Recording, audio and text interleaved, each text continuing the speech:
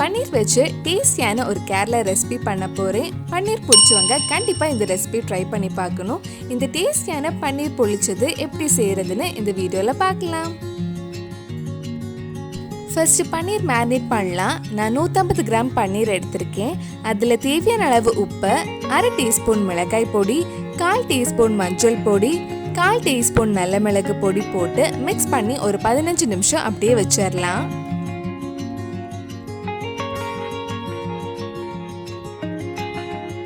பன்னீர் fry பண்ணுறதுக்கு ஒரு கடாயில் எண்ணெய் சூடு பண்ண வச்சுருக்கேன். எண்ணெய் சூடானதும் நம்ம ஃப்ரை பண்ணலாம். பன்னீர் ரொம்ப நேரம் ஃப்ரை பண்ண வேண்டாம், லைட்டாக கொஞ்சம் ஃப்ரை ஆனதும் எடுத்துடலாம். எனக்கு பன்னீர் ரொம்ப நேரம் ஃப்ரை பண்ணால் பிடிக்காது, அதனால போட்டு லைட்டாக கொஞ்சம் திருப்பி விட்ட உடனே நான் எடுத்துட்டேன்.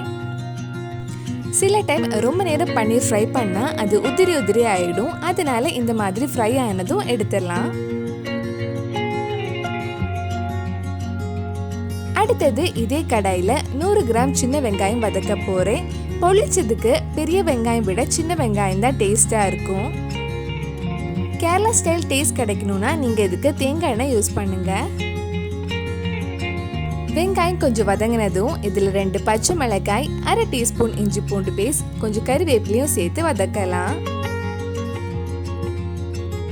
நம்ம சேனலில் இதுக்கு முன்னாடி நிறைய குக்கு கோமாளி ரெசிபிஸ் பண்ணியிருக்கேன். நீங்கள் இன்னும் அந்த வீடியோஸ் எல்லாம் பார்க்கலைன்னா அதோட லிங்க் டிஸ்கிரிப்ஷனில் இருக்குது, மறக்காமல் அந்த ரெசிபிஸும் போய் பாருங்கள்.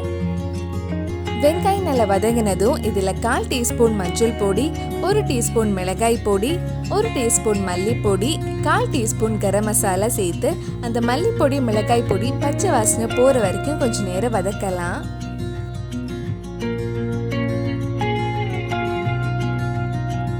மல்லிப்பொடி மிளகாய் பொடி பச்சை வாசனை போனதுக்கு அப்புறம் இதில் சின்னதாக கட் பண்ண ஒரு தக்காளி சேர்த்து வதக்க போகிறேன்.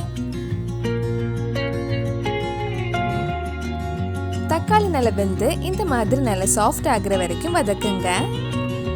மசாலா ரெடி பண்ணியாச்சு. இனி இந்த மசாலா கூட நம்ம ஃப்ரை பண்ண பன்னீரை வச்சு வாழை இலையில நல்லா குக் பண்ணி எடுக்கலாம். ஒரு வாழை இலையில நம்ம ரெடி பண்ண மசாலா ஃபர்ஸ்ட் கொஞ்சம் வைக்கிறேன்.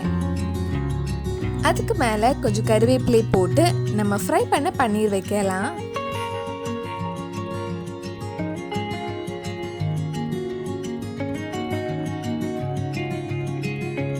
இதுக்கு மேலே மிச்சம் இருக்கிற மசாலா ஃபுல்லாக வச்சு கவர் பண்ணலாம். நல்ல வாசனை ஃப்ளேவருக்காக 1 டீஸ்பூன் தேங்காய் எண்ணெயும் கொஞ்சம் கறிவேப்பிலையும் ஆட் பண்ணலாம். இப்போ இது அழகாக ஃபோல்ட் பண்ணி கெட்டலாம். நம்ம வாழையில ஃபர்ஸ்ட் கொஞ்சம் தீயில காமிச்சு வாட்டினா ஃபோல்ட் பண்றதுக்கு ஈஸியா இருக்கும்.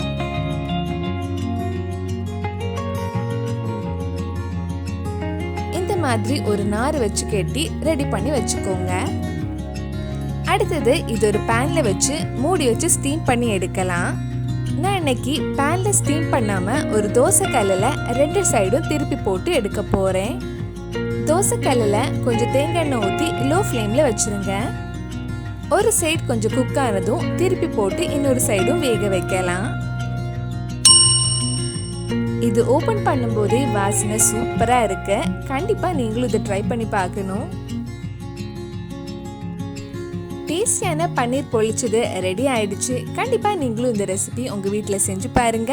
பிடிச்சிருந்தா இந்த வீடியோவை லைக் பண்ணுங்க, உங்க ஃப்ரெண்ட்ஸ் அண்ட் ஃபேமிலிக்கு ஷேர் பண்ணுங்க. வேற நல்லா குக் வித் கோமாளி ரெசிபி நம்ம சேனல்ல ட்ரை பண்ணலான்னு கீழே கமெண்ட் பாக்ஸ்ல சொல்லுங்க. நீங்க இன்னும் என்னோட சேனலை சப்ஸ்கிரைப் பண்ணலைன்னா மறக்காம சேனலையும் சப்ஸ்கிரைப் பண்ணுங்க. கூடவே அந்த பெல் ஐக்கனையும் பிரஸ் பண்ணா நான் புது வீடியோ போட்ட உடனே உங்க போனுக்கு நோட்டிபிகேஷன் வந்துடும்.